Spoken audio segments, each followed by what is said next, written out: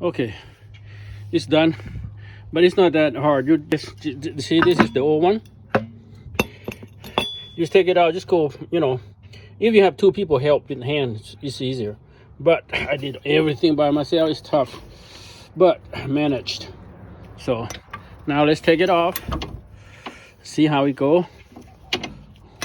Because this thing, the reason I know why the bearing is bad, because when you get over 50, 60 on a highway, the bearing is kind of worn, so it's loose.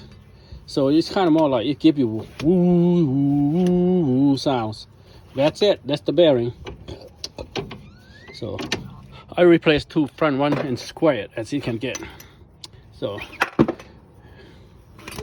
yeah, see, it's kind of spin, but it's rough. It's not easy. This guy is it's bad. You can tell. So yeah, just let me. Let me see if I can get this to stand.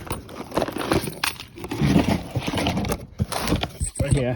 Why I put a tie back on.